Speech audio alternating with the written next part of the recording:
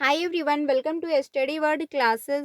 सो friends, कल की class में हम लोगों ने कन्नड़म मल्लेश्वरी तक डिस्कस किया हुआ था। यानी कि ईवीएस पेडागोजी हम लोग डिस्कस कर रहे हैं और साथ में जो है सीडीपी की भी क्लासेस मिल रही हैं, जिसमें बहुत इंपॉर्टेंट क्वेश्चन डिस्कस किए जा रहे हैं जो कि सीडीपी पेपर 1 एंड पेपर 2 के पीवाईक्यू हैं। बहुत इंपॉर्टेंट सेट हैं, तो प्लीज़ ज्वाइन कर लीजिएगा। प्लेलिस्ट बनाई हुई है, सारी क्लासेस आपको मिल जाएंगी। तो चलिए फिर आज की क्लास को कंटिन्यू करते हैं। आज हम लोग जो है ईवीएस पेडागोजी का क्लास चैप जो है सेकंड है, यानी कि कंटेंट की जो क्लासेस स्टार्ट हुई हैं उसमें फर्स्ट क्लास हो चुकी है। आज की क्लास में हम लोग यानी सेकंड क्लास आज की है। तो अगर आपने कल की क्लास नहीं देखी तो देख लीजिएगा। और इसके पहले मैंने ईवीएस पेडागोजी के पीवाईक्यू भी डिस्कस किए हुए हैं, ठीक है, तो आप लोग वो भी ज्वाइन कर सकते हैं।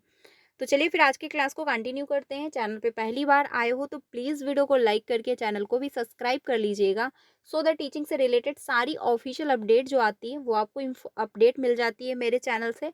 एंड आपको पेपर 1 एंड पेपर 2 जो है इसकी प्रिपरेशन भी करवाई जाती है, तो आप लोग मेरे साथ ज्वाइन हो सकते हो। तो चलिए फिर आज की क्लास को कंटिन्यू करते हैं। आपका जो एग्ज़ाम है वो 15 दिसंबर को होने वाला है। एग्ज़ाम की डेट बढ़ गई है और अभी भी फॉर्म ऑनलाइन हो रहे हैं। 16 अक्टूबर लास्ट डेट है, तो अगर आप अप्लाई करना चाहते हैं तो ज़रूर कर लीजिएगा, क्योंकि अगर सीटेड क्वालिफाई है तो आप अदर स्टेट में भी अप्लाई कर सकते हो। तो चलिए फिर आज की क्लास को कंटिन्यू करते हैं। आज का जो है हम लोग डिस्कस करेंगे यहाँ से फूलों की घाटी उत्तराखंड की पहाड़ियों में पाई जाती है। देखिए, वन लाइनर में डिस्कस कर रही हूँ जो कि आपको बहुत अच्छे से समझ में आएगा, ज़्यादा खिचड़ी नहीं है। सीधे आपको यानी वन लाइनर में सीधे कंटेंट आपको देखने को मिल रहा है, ज़्यादा आपको इधर उधर दिमाग लगाने की भी ज़रूरत नहीं है, ठीक है। तो इसमें जो आपकी ईवीएस पेडागोजी है ये 3 से 4 क्लासेस में कंप्लीट होगी। अगर 4 क्लासेस में पूरी कंप्लीट हो जाती है तो 4 घंटे के अंदर आपकी पूरी ईवीएस कंप्लीट है।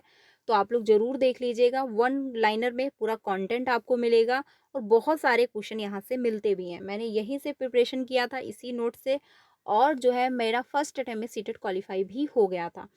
तो जो पहला पॉइंट है आज का, फूलों की घाटी उत्तराखंड की पहाड़ियों में पाई जाती है। यानी उत्तराखंड की जो पहाड़ियाँ हैं वहाँ क्या है, फूलों की घाटी पाई जाती है, ये आप लोग ध्यान रखिएगा। गेंदा है, जेनिया है आदि फूलों का उपयोग कपड़ों को रंगने के लिए किया जाता है। अगर आपसे पूछा जाए कि कपड़ों की रंगाई के लिए कौन से फूल का हम उपयोग करते हैं, प्रयोग करते हैं, तो गेंदा है, जेनिया है आदि फूलों का हम प्रयोग करते हैं। उत्तर प्रदेश में कन्नौज जिला इत्र बनाने के लिए प्रसिद्ध है। यानी इत्र जो है वो कहाँ का प्रसिद्ध है, कन्नौज जिले का प्रसिद्ध है, ये भी ध्यान रखिएगा, ठीक है। कभी कभी पूछ लेता है, कभी कभी ऑप्शन में पूछ लेता है, तो ध्यान रखना। मधुबनी पेंटिंग ये है, ठीक है, ये देख सकते हैं आप, मधुबनी पेंटिंग है ये, काफ़ी जो है फेमस पेंटिंग है। आगे चलते हैं। चित्र में डिजाइन को जो है मधुबनी कहा जाता है। यानी जो मधुबनी है, ये जो डिजाइनें बनी हैं आप देख सकते हो, यहाँ पर हाथी बना है, बकत बनी है, यहाँ पर जो है, ठीक है, ये जो है आप देख सकते हैं। तो इसमें जो बनी डिजाइनें हैं इसको क्या कहते हैं, मधुबनी कहते हैं, ओके। यह लोक कला का एक बहुत पुराना रूप है। यानी ये बिहार की है, ठीक है, बिहार का ये प्रसिद्ध है और ये लोक कला की बहुत पुराना रूप है। बिहार में एक जिला है जिसे मधुबनी कहा जाता है, उसी के नाम पर इस पेंटिंग का नाम पड़ा। अगर आपसे पूछे मधुबनी का नाम कैसे पड़ा, तो बिहार जिले में क्या है, एक बहुत पुराना जिला है जिसका नाम जो है मधुबनी है, तो उसी के नाम पर यानी उसी के नाम से जो है इस पेंटिंग का जो नाम है वो मधुबनी पड़ा। ये चावल के पाउडर के पेस्ट से पेंटिंग बनाई जाती है। अब ये भी पूछ सकता है कि कभी कभी काहे से बनती है, तो एटलीस्ट पता होना चाहिए कि चावल के पाउडर के पेस्ट से पेंटिंग बनाई जाती है, जिसमें रंग मिलाया जाता है, यानी इसमें कलर मिला देते हैं और इसको डिजाइन करते हैं। इन्हें बनाने के लिए नील, हल्दी, फूलों और पेड़ों की जो है रंगों आदि का उपयोग किया जाता है। चित्रों में इंसानों, जानवरों, पेड़ों, फूलों, पक्षियों, मछलियों और कई अन्य जानवरों को दिखाया जाता है। अगर आपसे पूछे कि जो मधुबनी पेंटिंग है उसमें कौन कौन जो है यानी किस किस को दिखाया जाता है, तो एटलीस्ट पता हो, इंसानों को, जानवरों को, पेड़ पौधे, पक्षियों, मछलियों आदि जानवरों को वहां पर दर्शाते हैं। देखिए, कब कैसे भी क्वेश्चन घुमाकर पूछ सकता है। सिलेबस चेंज नहीं है, बट पूछने का तरीका काफ़ी चेंज हो चुका है। तो इसी वजह से करना क्या है आपको, बस जो है कंटेंट अच्छे से कंप्लीट करना है, क्योंकि कैसे भी क्वेश्चन अगर घुमाएं तो आप कर पाओ। देखिए, जो नया एनसीईआरटी है वो उसमें अपडेट हुआ है और एससीईआरटी में भी अपडेट होने वाला है, लेकिन सीटेट का सिलेबस चेंज नहीं हुआ, ये भी आप लोग ध्यान रखिएगा, ठीक है। आगे चलते हैं। वेलवर्निका जो है गांव कर्नाटक में है, वहीं पर गीजूभाई बधेखा गुजरात में रहते हैं। उन्होंने बच्चों के लिए कई कहानियाँ लिखी। यानी गीजूभाई बधेखा जो है ये कहाँ के हैं? ये गुजरात के हैं, ये भी पूछता है आपसे। और वो जो है बच्चों के लिए कई इन्होंने कहानियाँ भी लिखी हुई हैं। एक भारतीय रविन अपने जो है अंडे सड़क के किनारे पत्थरों के बीच में देता है।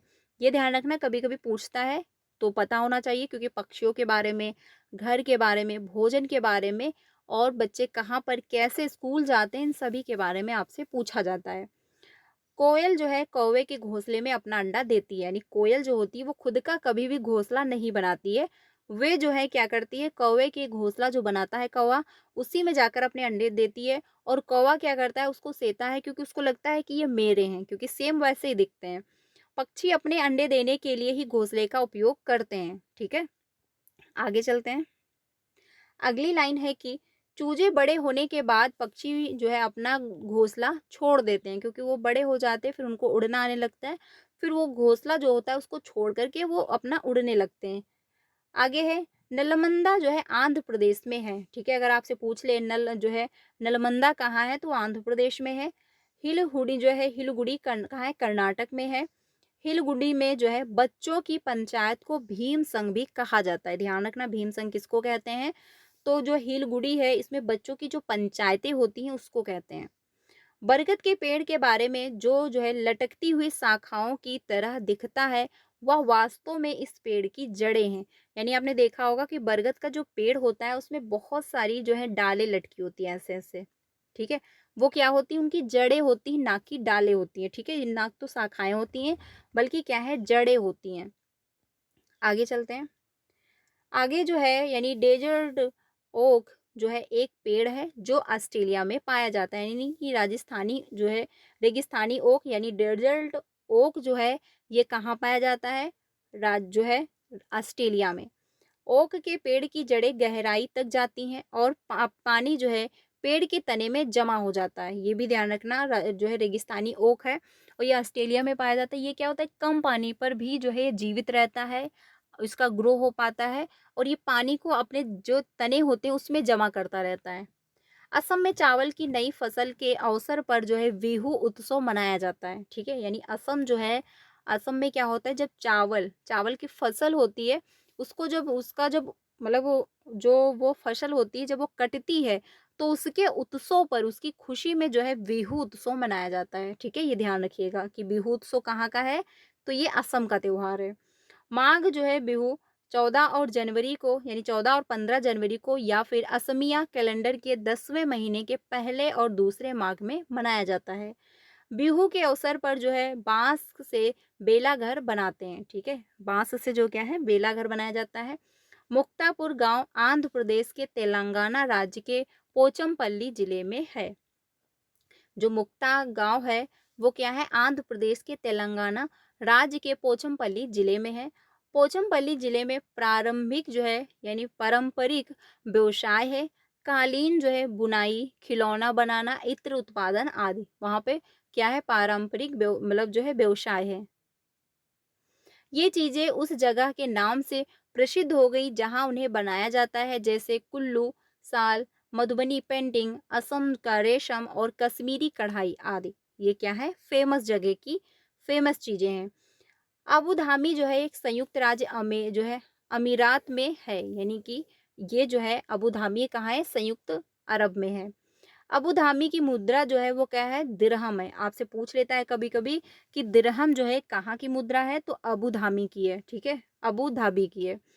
चित्तम जो है ये मलयालम में पिता का छोटा भाई, यानी कि जो हम लोगों के यहाँ बोलते हैं चाचा, तो ये उनके वहाँ क्या बोलते हैं, चित्तपन्न।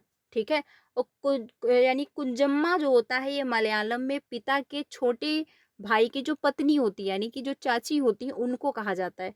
ये ध्यान रखना, पूछ लेता है आपसे कि कहाँ पर जो है बोला जाता है। जैसे कि पूछ लेगा पिता के छोटे भाई को मलयालम में क्या बोलते हैं, तो आपको पता होना चाहिए। या फिर कभी कभी पूछता है कि चितपन्न जो है ये कहाँ पर बोला जाता है और किसको बोला जाता है, तो आपको पता हो। आगे चलते हैं। केरल में कई फलों के पेड़ मिलते हैं, जैसे नारियल, केला, कटहल, पपीता, सुपारी आदि। ठीक है, केरल में जो है ये चीजें पाई जाती हैं। आगे चलते हैं। रेगिस्तान में जो है उगने वाला एकमात्र पेड़ जो है वो खजूर है, क्योंकि रेगिस्तान में पानी तो होता नहीं, तो वहाँ पर जो है खजूर उगते हैं।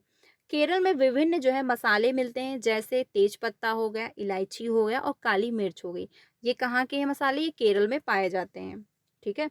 गरम मसाला छोटी और बड़ी इलायची, लौंग, जीरा, दालचीनी, काली मिर्च, सौंठ आदि से बना होता है। ठीक है। जो गरम मसाला होता है वो इन सभी चीज़ों को मिल करके बनाया जाता है। ये आप लोग ध्यान रखना। देखिए, कभी-कभी क्या होता है, पहेलियों के थ्रू भी पूछता है। ठीक है। तो इसलिए पता होना चाहिए कि कौन जो है चीज़ कहाँ पर पाई जाती है और कैसे बनाई जाती है। आगे चलते हैं अगले लाइन पे। अगला पॉइंट है, इसमें कहा गया है कि लेफ्टिनेंट जो है कमांड वहीदा प्रिज्म जो है भारतीय नौसेना में एक डॉक्टर हैं। यानी वहीदा जो प्रिज्म है, ये भारतीय नौसेना में क्या है, एक डॉक्टर रही। और इन्होंने क्या किया, जेंडर स्टीरियोटाइप को क्रैक किया। क्योंकि जो जेंडर स्टीरियोटाइप एक बना हुआ है कि हाँ, समाज में जो रूढ़िबद्धता है कि लड़कियां जो है घर का ही काम करेंगी, लड़के बाहर का काम करेंगे, लड़कियां डॉक्टर नहीं बन सकती, लड़कियां बाहर का वर्क नहीं कर सकती, तो उसके लिए बहुत अच्छा एग्जाम्पल दिया गया आपकी बुक में। ठीक है। ये क्या है, ये जम्मू कश्मीर में क्या है, एक वहीदा प्रिज्म जो है भारतीय नौसेना की एक डॉक्टर बनी थी। लेफ्टिनेंट जो है यानी लेफ्टिनेंट वहीदा जो है परेड का नेतृत्व करने वाली पहली महिला है। यानी ये पहली महिला बनी थी जो वहां पर इन्होंने परेड किया था। वहीदा प्रिज्म जो है जम्मू और कश्मीर के जो है रजौली जिले के थन्नडी से हैं। ठीक है। परेड में कुल जो है आदेशों की संख्या 36 होती है। ठीक है। ये ध्यान रखिएगा कितनी होती है, 36 होती है। कभी कभी पूछता है। प्रिज्म जो है ऐसा कांच होता है जो 7 रंग दिखाई देता है। यानी प्रिज्म जो होता है वो कैसा होता है, एक कांच के जैसा होता है और उसमें जो है 7 रंग दिखाई देते हैं। तिब्बती जो है जिसे भोटी भी कहा जाता है, लद्दाख में बोली जाने वाली भाषा है। यानी कि तिब्बती जो होती है उसे भोटी कहते हैं। और ये कहाँ लैंग्वेज बोली जाती है, लद्दाख में। कभी कभी पूछ लेता है कि ये भाषा कहाँ की है, तो एटलीस्ट पता होनी चाहिए। तो ये लोग मतलब ये लाइन आप लोग ध्यान रखिएगा। भोटी भाषा में माँ को अम्बाले कहा जाता है और भोटी भाषा में पिता को अब्बाले कहा जाता है। तो ये कहाँ पे बोलते हैं, लद्दाख में।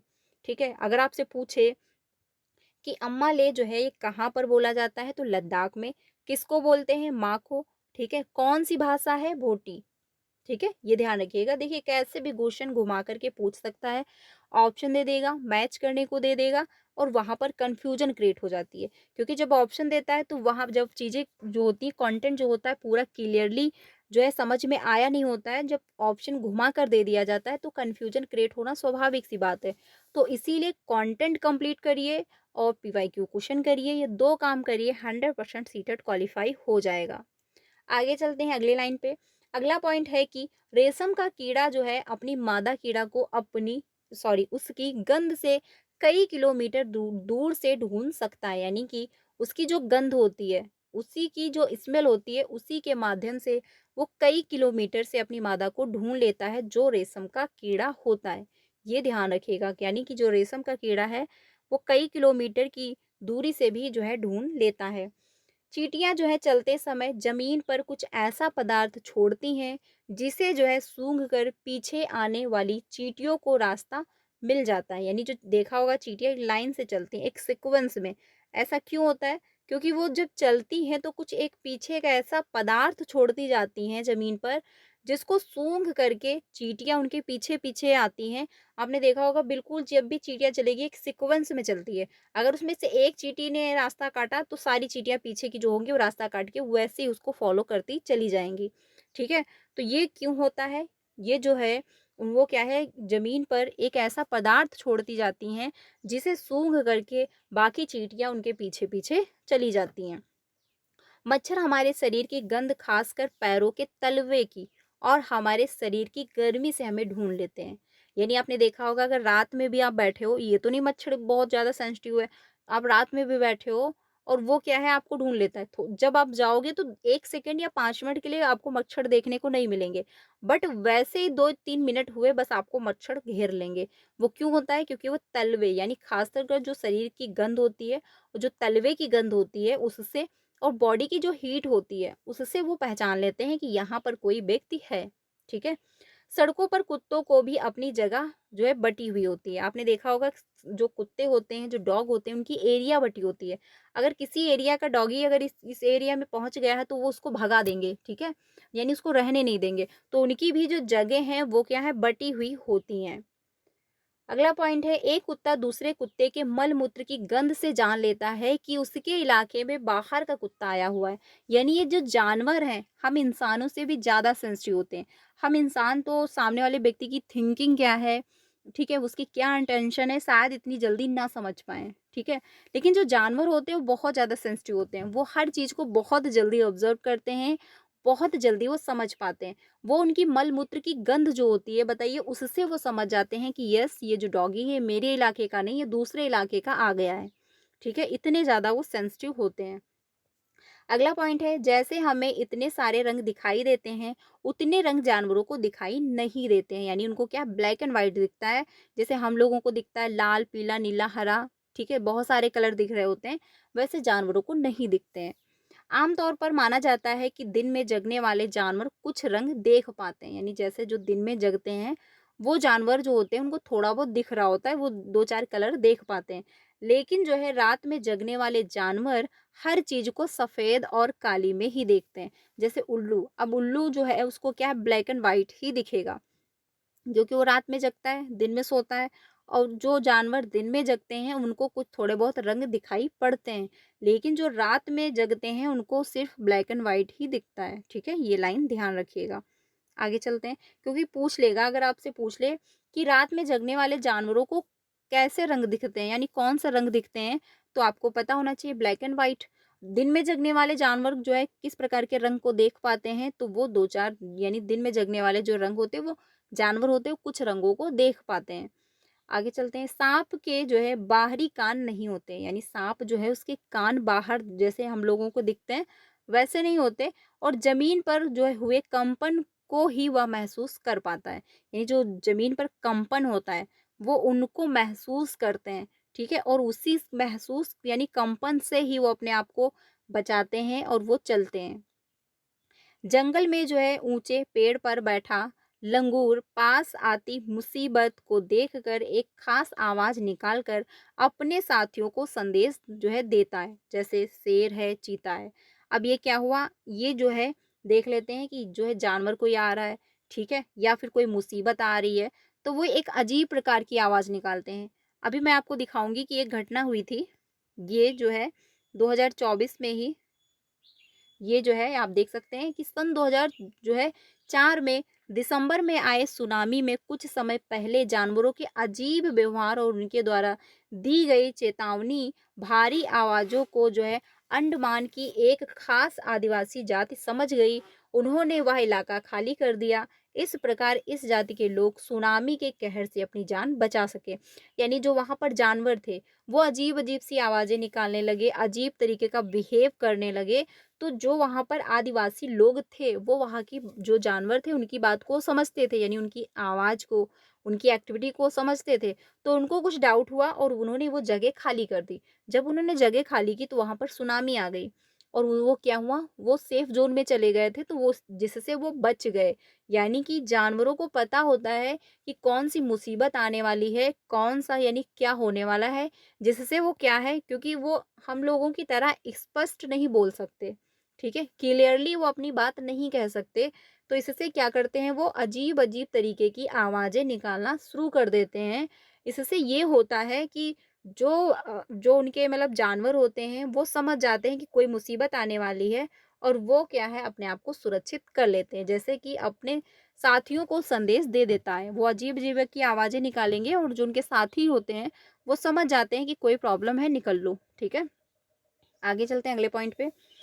कुछ पक्षी अलग-अलग खतरों के लिए अलग-अलग तरीके की आवाज़ें निकालते हैं, ठीक है? जैसे आपने देखा होगा कि जो शेर होते हैं, वो नॉर्मल होंगे तो दूसरे तरीके से आवाज़ निकालेंगे, लेकिन वहीं पर अगर जानवर है, मतलब कोई आ गया है, कुछ प्रॉब्लम है, तो वो अलग प्रकार की आवाज़ें निकालना शुरू कर देते हैं। अगले पॉइंट पे चलते हैं। जैसे उड़कर आने वाले दुश्मन के लिए वह मतलब आने के लिए एक तरह की आवाज़ और ज़मीन पर चलकर आने वाले के लिए दूसरे तरीके की आवाज़।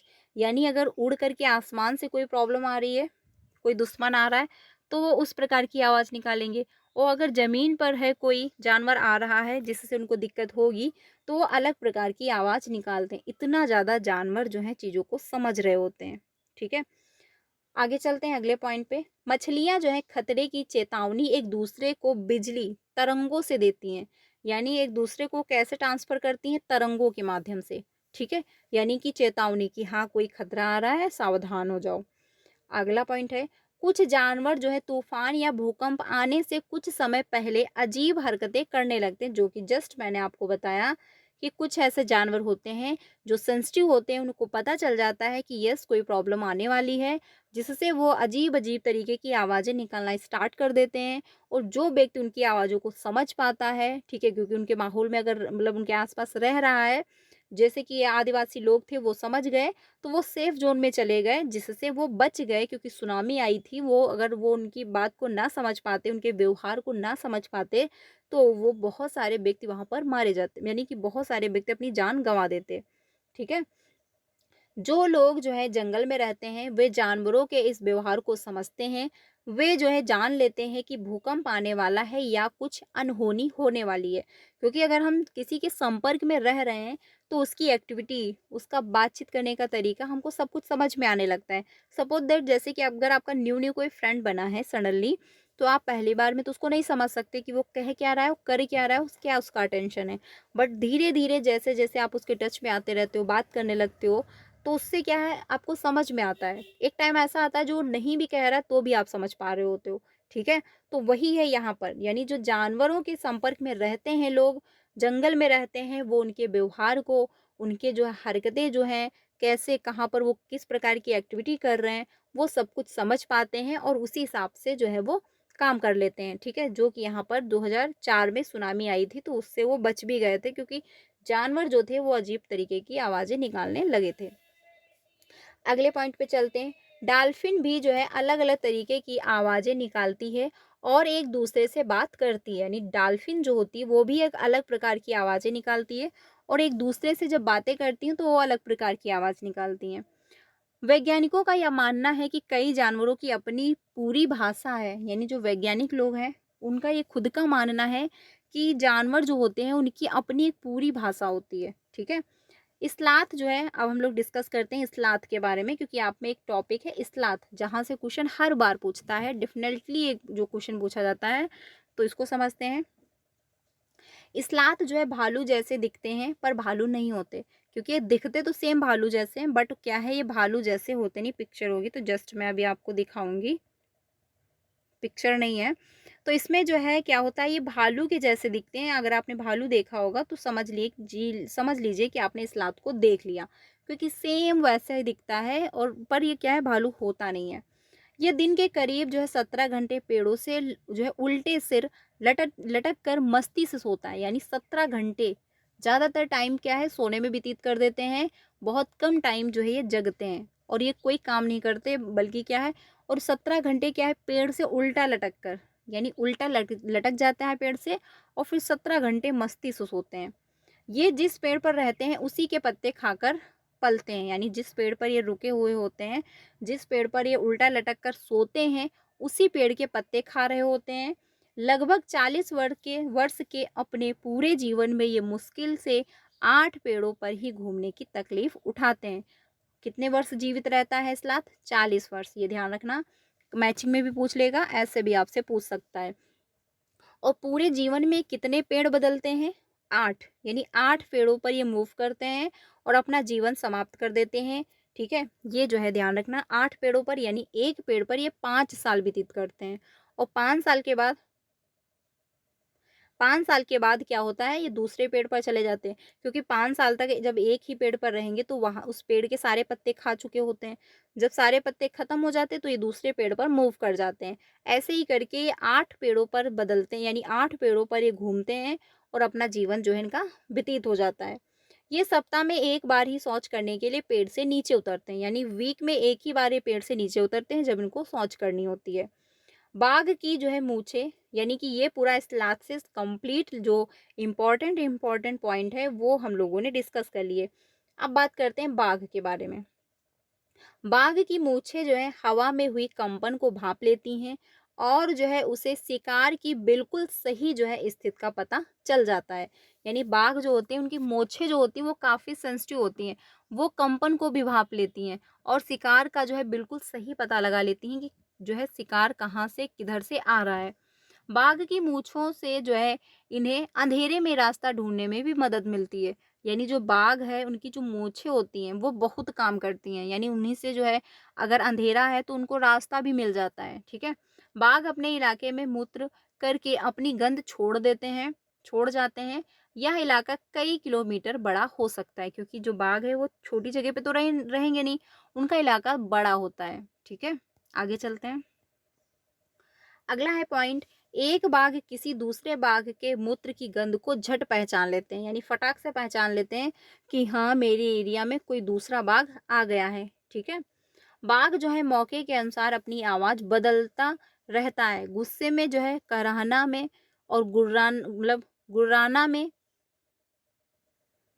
अलग आवाज़ और बाघिन जो होती है, यानी जो उनकी बाघिन होती है, बाघिन को बुलाना हो तो अलग आवाज़, यानी जब गुस्से में होंगे तो अलग प्रकार की आवाज़ निकालेंगे, जब कराहना होगा तो अलग प्रकार की, जब गर्जना होगा यानी गुर्राना होगा तो अलग प्रकार की आवाज़ निकालते हैं।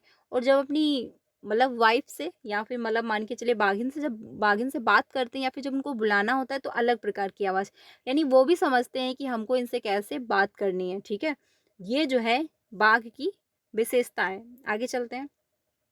बाघ का गुर्राना 3 किलोमीटर दूर तक सुना जा सकता है। ये लाइन ध्यान रखिएगा कि बाघ का गुर्राना जो है वो कहाँ तक 3 किलोमीटर दूर तक सुना जा सकता है। ये लाइन ध्यान रखिएगा कि बाघ जो है, यानी पूछ ले अगर आपसे, ऐसा कौन सा जानवर है जो गुस्से में अलग प्रकार की आवाज़, गुर्राना और करहना, और अपनी जो मादा है उसको बुलाने के लिए अलग प्रकार की आवाज़ निकालता है, तो हो जाएगा बाघ। ठीक है, ध्यान रखिएगा। देखिए कैसे भी क्वेश्चन घुमाकर पूछ सकता है। कंटेंट कंप्लीट होगा तो आप अच्छे से कर लोगे। अगला है कि बाघ के दोनों कान बाहर की आवाज इकट्ठा करने के लिए अलग अलग दिशाओं में बहुत ज्यादा घूम जाते हैं। यानी कि उनको खुद को घूमना नहीं पड़ता, उनके जो कान हैं वही घूम जाते हैं अलग अलग दिशाओं में, और वो सुन लेते हैं कि कहाँ से किस प्रकार की आवाज आ रही है। बाघ इतना सतर्क जानवर है, लेकिन इस सब के बावजूद आज वह खतरे में है, क्योंकि बाघ तो काफ़ी सेंसिटिव है। वो अंधेरे में भी जो है अपना रास्ता निकाल लेता है। और ठीक है, उसको ये भी कंपन से उसको पता चल जाता है कि पेड़ के हवा चली है तो पत्तों के हिलने की आवाज़ है, या फिर कोई व्यक्ति आ रहा है उसकी आवाज़ है, या फिर कोई शिकारी आ रहा है उसकी आवाज़ है। वो इतना भी डिफरेंसेस को समझ रहे होते हैं। इतना सतर्क, इतना सेंसिटिव होने के बावजूद भी क्या है, आज वो खतरे में है। अब बात करते हैं हाथी के बारे में। हाथी और उसके दांतों के लिए मार दिया जाता है। यानी हाथी जो होते हैं उनको किस लिए मारा जाता है? दांतों के लिए। और जो गेंडे और सींग जो है, यानी गेंडे जो है उनको किस लिए मार दिया जाता है? उनकी सींगों के लिए उनको मार दिया जाता है। शेर, मगरमच्छ और सांप को उसकी खाल के लिए उसको मार दिया जाता है। ठीक है। कस्तूरी हिरन जो है वो थोड़ी-सी खुशबू के लिए उसको मार दिया जाता है, क्योंकि कस्तूरी हिरन जो है जब उसको मार देते हैं तो उसमें थोड़ी-सी खुशबू होती है, वही इत्र में डाली जाती है। बहुत बहुत थोड़ा-सा डाल दिया जाता है, 1 पॉइंट, ठीक है, 1 बूंद, उससे कितनी ज़्यादा महकती है। तो ये जो है कस्तूरी हिरन जो है किस लिए मार दिया जाता है? थोड़ी-सी खुशबू के लिए। हमारे देश में बाघ और अन्य कई जानवरों की गिनती इतनी कम हो गई है कि इनके लुप्त हो जाने का खतरा है, क्योंकि जब जानवर कम होते जाएंगे तो एक टाइम ऐसा आएगा कि लुप्त हो जाएंगे, इनकी प्रजातियां ही समाप्त हो जाएंगी। हमारे देश की जो है सरकार इन्हें बचाने के लिए बहुत से जंगलों को सुरक्षा दे रही है। जैसे उत्तराखंड का जिम कार्बेट नेशनल पार्क, ये कहाँ पर है? उत्तराखंड में, ध्यान रखिएगा। राजस्थान के भरतपुर जिले में जो है घना, ये भी ध्यान रखना। इन जंगलों में जानवरों का शिकार मना है। यानी यहाँ पर जो है कोई जानवर, कोई भी व्यक्ति जानवरों का शिकार नहीं कर सकता। यहाँ लोग जानवरों या फिर जंगल को कोई नुकसान नहीं पहुंचा सकते हैं। ये ना तो जानवर को आप नुकसान पहुंचा सकते हो, ना तो जंगलों पर। यानी ये नहीं कि पेड़ पौधे आप काट रहे हो, वहां पर जो पेड़ पौधे हैं, जंगल है, आप उसको जला रहे हो, ऐसा आप नहीं कर सकते। सपेरे जो है लोगों को कालबेलिया कहते हैं। ठीक है, ये ध्यान रखना, कालबेलिया किसको कहा जाता है? सपेरे, यानी जो सपेरे आते हैं बजाने वाले लोग, उनको कहते हैं। ठीक है, ये लाइन ध्यान रखिएगा। कालबेलिया जो है नाच में भी सांप जैसी मुद्राएं होती हैं। हमारे देश में पाए जाने वाले सांपों में से केवल 4 तरह के सांप ही जहरीले होते हैं। ये हैं नाग, करेत, दुबैया, अफाई। ठीक है? ये नाम ध्यान रखिएगा और 4 प्रकार के पाए जाते हैं, ये भी ध्यान रखिएगा, पूछ लेता है। ठीक है? तो ये इसलिए पता होना चाहिए। ये यहाँ पर आप पिक्चर भी देख सकते हैं। अफाई इस प्रकार का दिखता है, दुबैया इस प्रकार का है, नाग जो है ये इस प्रकार का दिखता है, जो है करेत ये इस प्रकार का है। सिर्फ 4 प्रकार के सांप हैं जो भारत में पाए जाते हैं और काफ़ी जहरीले माने जाते हैं। ठीक है? अगर इन्होंने डस लिया तो काम हो जाएगा। आगे चलते हैं अगले लाइन पे। अगला है पॉइंट, सांप जो है जब किसी को काटता है तो उसके 2 खोखले जहर वाले दांतों से उस व्यक्ति के शरीर में जो है जहर चला जाता है, क्योंकि सांप के 2 खोखले दांत होते हैं और जब वो डसते हैं तो इन्हीं दांतों की वजह से क्या है, जहर जो होता है वो व्यक्ति के अंदर चला जाता है। जहर के जो है असर को खत्म करने वाली दवाई जो है सीरम सांप के जहर से ही बनाया जाता है। यानी जो दवाई है वो जो सांप के काटने पर जब दवाई जो दी जाती है वो सांप की ही दवाई से बनाई जाती है। ठीक है? ये और यह जो दवाई है सीरम सभी सरकारी स्वास्थ्य केंद्रों पर मिल जाएगी। आमतौर पर हमारे पेट के अंदर का तापमान जो है लगभग 30 सेंटीग्रेड होता है। यानी कि पेट का जो टेम्परेचर है वो कितना होता है, 30 सेंटीग्रेड होता है। हमारे पेट का पाचन रस जो है एसिड की तरह होता है। काला हांडी में सबसे अधिक चावल पैदा होता है, ये लाइन ध्यान रखना। सबसे ज़्यादा अधिक मात्रा में चावल कहाँ पर उत्पादन होता है, तो काला हांडी में होते हैं। ठीक है? फिर भी यहाँ के लोग भूखमरी का शिकार हैं, यानी कि शिकार होते हैं भूखमरी का, क्योंकि उसके यानी कि सबसे ज़्यादा चावल का उत्पादन होने के बावजूद भी वहाँ पर लोग भूखमरी का शिकार हैं। अत्रेयपुरम जो है गांव आंध्र प्रदेश में स्थित है। ठीक है? अब ये तालिका दी गई है, इसमें ये कहा गया है कि आप जो सामान है उसको कैसे सुरक्षित रख सकते हो, घरेलू उपाय हैं। जैसे दूध है, अब आप इसको बॉईल कर दोगे, उबाल दोगे तो ये फटेगा नहीं, ये सुरक्षित रहेगा। ठीक है? पके हुए चावल हैं। ठीक है? अब इनको क्या करोगे, आप एक कटोरे में डालकर पानी के बर्तन में रख दें। इससे क्या होगा, रखते हैं इससे जो चावल है वो खराब नहीं होंगे, थोड़ा टाइम चल सकते हैं। हरा धनिया है, हरा धनिया जो है इसके गीले कपड़े में लपेट कर रखते हैं। इससे क्या होगा, जो हरा धनिया है वो सूखेगा नहीं, क्योंकि आपने देखा होगा अगर मार्केट से आप लेकर आए हो, अगर आप रात में लाए हो या फिर मॉर्निंग में लेकर आए हो तो शाम तक जो है सूख जाती है। अगर आप उसको फ्रिज में नहीं रख रहे हो, ऐसे नहीं रख मतलब ऐसे खुला छोड़ दे रहे हो तो वो खराब हो जाती है। अगर आप फ्रिज में रख रहे हो तब तो 1-2 दिन चल जाती है। प्याज है, लहसुन है, अब इसको क्या है खुले में रखते हैं नमी से बचाकर, क्योंकि अगर नमी मिली तो प्याज और लहसुन क्या है खराब हो सकता है। ये चीज़ें जो हैं और ये घरेलू उपाय हैं, ध्यान रखना। ये क्यों डिस्कस किया मैंने आप लोगों के साथ, क्योंकि आपके चैप्टर में है, आपके सिलेबस में है ये पॉइंट और ये पूछ लेता है। कभी कभी मैचिंग में पूछ लेता है कि प्याज और लहसुन को हम कैसे सुरक्षित रख सकते हैं, हरा धनिया इसको हम कैसे सुरक्षित रख सकते हैं। मैच करने को दे देता है कि उचित मिलान कीजिए और आपको दे देगा प्याज, लहसुन, ठीक है, हरा धनिया, ये सब मैच करने को। तो आप लोग मैच कर पाओगे तभी जब आपको पता होगा कि हम प्याज और लहसुन को कैसे सुरक्षित रख सकते हैं। तो खुले में रखते हैं और नमी से बचा कर रखते हैं। ठीक है? अचार रखने से पहले सीसी को धूप में सुखाया जाता है ताकि सीसियों में से नमी निकल जाए। अगर सीसी में थोड़ी भी नमी रह जाती है तो अचार सड़ जाता है, क्योंकि अगर नमी मिल गई तो क्या है, अचार खराब होने के पूरे पूरे चांसेस बन जाते हैं। सो फ्रेंड्स, आज के लिए इतना ही रखते हैं हम लोग। ठीक है? कल से हम लोग यहाँ, यानी कल आपको ये 3 बजे क्लास फिर से मिल जाएगी, जिसमें हम लोग अगले पॉइंट डिस्कस करेंगे। देखिए 3 से 4 यानी 4 तो क्लासेस आपको मिलेंगी ही। ठीक है? क्योंकि सिलेबस है और बहुत जल्दी हम कोशिश करेंगे कि फटाफट से जो है कंटेंट कंप्लीट करके पीवाईक्यू क्वेश्चन कर लिए जाएँ, क्योंकि टाइम ज़्यादा नहीं है। 15 दिसंबर को ही आपका एग्ज़ाम होगा, तो ज़्यादा टाइम भी नहीं है। तो कंटेंट आपको बहुत वन लाइनर में कंटेंट मैं डिस्कस कर रही हूँ, बहुत कम टाइम में कंप्लीट हो जाएगा और बिल्कुल सटीक आपको आंसर देखने को मिलेंगे। ठीक है? तो इसलिए डेली मेरे साथ 3 बजे और 5 बजे की क्लास में ज्वाइन हुइए। पेपर 1 एंड पेपर 2 दोनों कंप्लीट करिए अच्छे से और आपका फर्स्ट अटेम्प्ट में क्वालीफाई भी हो जाएगा। कोई भी डाउट है कमेंट में पूछ लीजिएगा। क्लास कैसी लगी वो भी बताइएगा। अच्छी लगी तो लाइक कर दीजिएगा, बाकी अपने सारे फ्रेंड को शेयर भी कर दीजिएगा। ओके, मिलते हैं नेक्स्ट वीडियो में। कल मिलते हैं 3 बजे, यही क्लास यहीं से कंटिन्यू होगी, तो आप लोग मेरे साथ ज्वाइन होइएगा। मिलते हैं नेक्स्ट वीडियो में। Thank you.